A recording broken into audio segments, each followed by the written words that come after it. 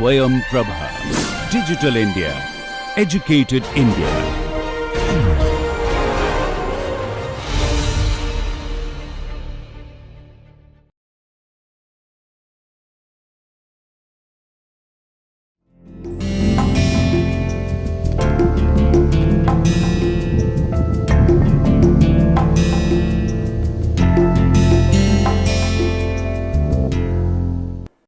Hello and welcome to this manufacturing process technology part 1 module 28. We were talking about the thermal resistance in case the metal boundary with the mold is a non-contact boundary or it has some kind of a semi-formed boundary.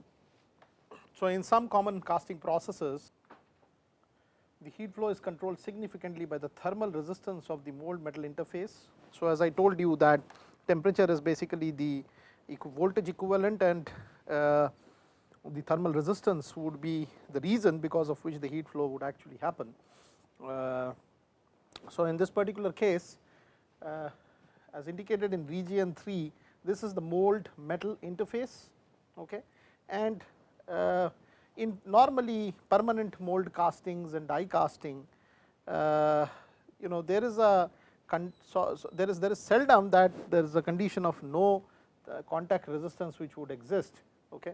The reason being that the metal is, it really depends on how the metal is blending itself on the boundary to the mold wall. If the perfect wetting conditions are there and the metal is supposed to perfectly wet the mold wall, then there is no formulation of any contact resistance between the heat transfer process that happens between the solidified front of the metal and the mold wall. But if supposing the perfect wetting conditions are not there, which is normally the case in in real situations, that the metal may not be perfectly wetting the surface, whether it is a die cast, whether it is like an aluminum mold, metal mold, or it is a sand mold, there is always going to be wettability issues of that particular surface. It is really a function of the surface energy of the liquid metal which comes across this surface as well as the surface itself.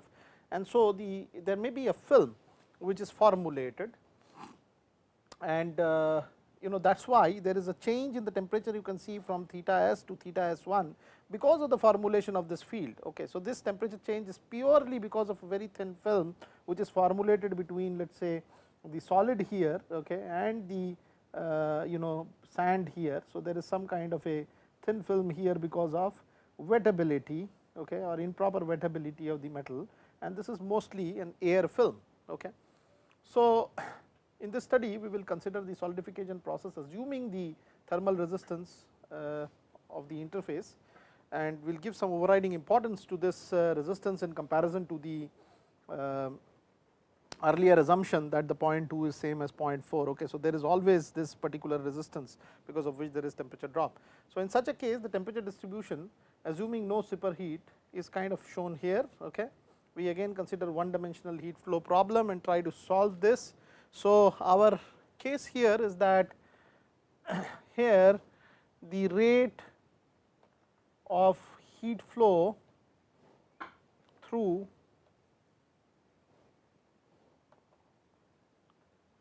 the interface is given as q dot equals hf, this is the heat transfer coefficient for the thin film which is formulated here, times of theta f minus theta 0 times a, okay, where let us just write this down. Hf is the film heat transfer coefficient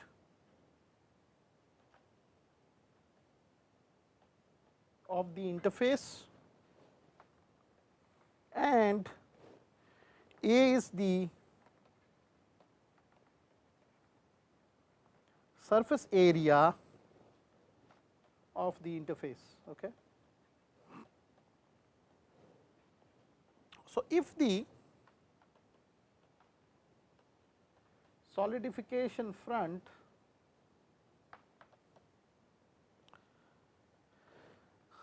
at this instant is delta distance from the mold face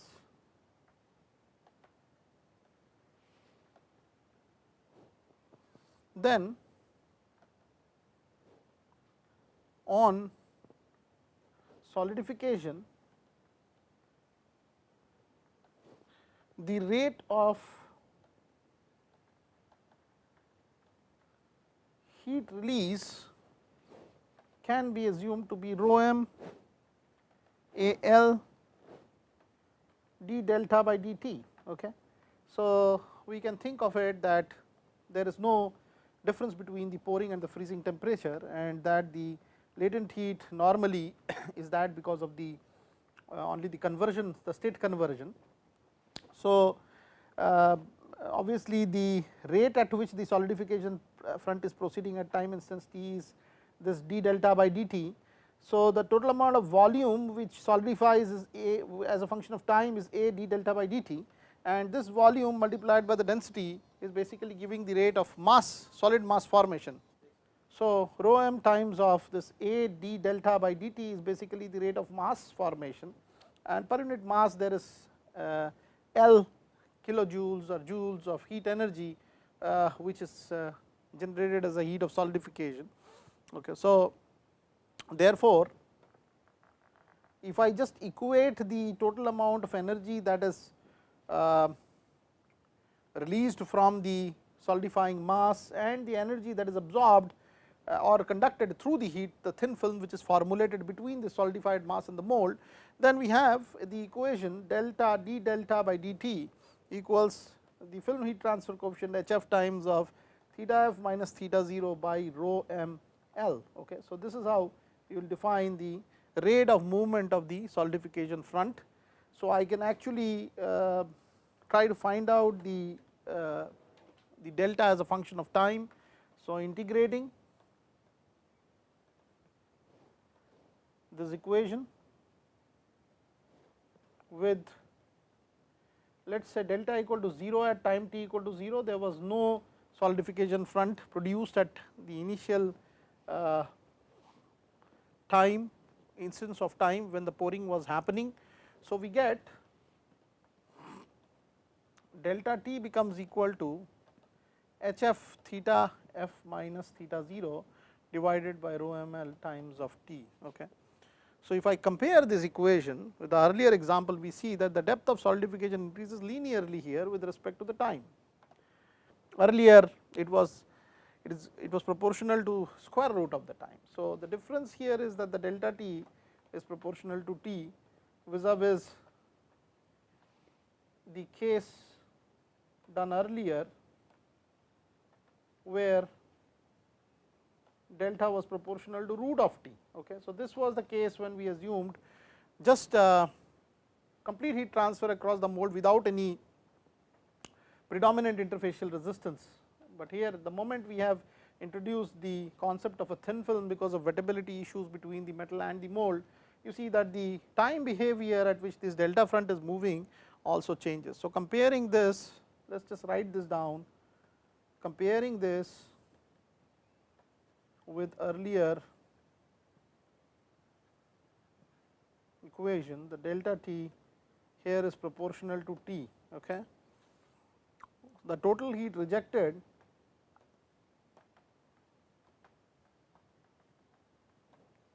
by the casting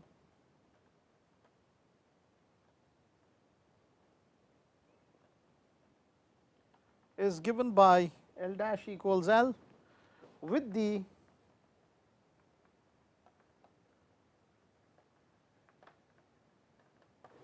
pouring temperature and freezing temperature identical, that is theta p equal to theta f. The heat flow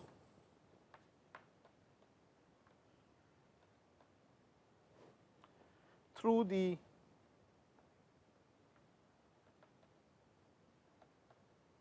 interface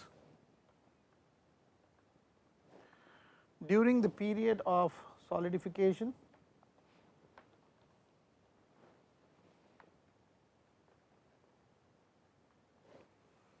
Ts is Hf theta f minus theta 0 a times of Ts, just replacing the value to the solidification time. So, Ts is obtained by equating the expression earlier. So, this expression with the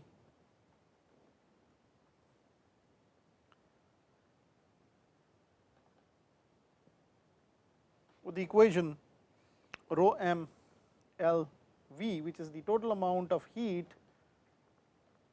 rejected for the whole casting of volume V to be solidified. Okay. So, therefore, we just equate this rho m L V with respect to H f theta f minus theta 0 a T s, and so the T s here comes out to be equal to rho m L. Also, we just assume the pouring and freezing temperatures to be same here. Please understand, otherwise this would be L dash, as had been illustrated earlier in our earlier lectures. So, this becomes equal to rho m times of L divided by H f theta f minus theta 0 times of volume by area. Okay. So, in this case the volume by area is really proportional to the time Ts. So, this is a completely different case altogether, because in the earlier case it was V by A square that was getting proportional to the Ts. So, you will have to really consider the various aspects, and you will see that the heat transfer or the solidification time depends quite a bit on this different aspects related to whether the film can be formulated at the surface, wetting the whole surface, so on and so forth. So, the earlier equation is helpful in estimating the solidification time of small thin section part cast in heavy metal mold, as is used in die or permanent mold casting cases. There is obviously a contact angle difference between the way that wetting would happen at the surface of these heavy metal molds with respect to the liquid metal. So, it may be noted at this stage that over and above the interfacial resistance we have discussed, there are significant differences between solidification process in a sand mold and that in a chill or a metal mold, and there are two different ways in which the latter differs from the former. The thermal conductivity of the solidified metal may provide considerable thermal resistance. Let us refer to this region of the curve that we had earlier done here, region 4. Okay. So, this is corresponding to the thermal conductivity based of the solidified metal itself. This is the solidified metal part. So, there would be obviously a drop in temperature from the inner boundary to the outer boundary, okay, because of the resistance of the solidified part of the metal. So, because of this, the surface temperature of the casting theta s, which is somewhere here, okay, which is facing the mold, becomes much lower in comparison to the freezing temperature. So, therefore, there is a solid boundary which has been formulated and a film. So, the temperature here may be theta freezing, okay, because there is a solid liquid interface, but here it may be something like theta s. I am sorry, this was written wrong, but it is theta s, which means that this is after the thermal resistance of the solid metal as well as the air film. Okay. So, here the temperature is lower in comparison to the theta f. So, because of the subcooled solidified metal, more heat than that considered in earlier section has to be removed. Thus, the heat capacity of the solidified metal also plays an important role in the rate of the solidification process. Okay. So, that is how the thermal properties of the solidified metal is important sometimes in estimation of the mold. Okay. So, in the interest of time we will now close this module, but then in the next module we are going to formulate solidification with constant casting surface temperature. There is something that we would like to see, including all these different resistances that we have just talked about. So, that can be more towards the realistic estimation of the solidification time. So, with this I would like to close this particular module. Thank you so much.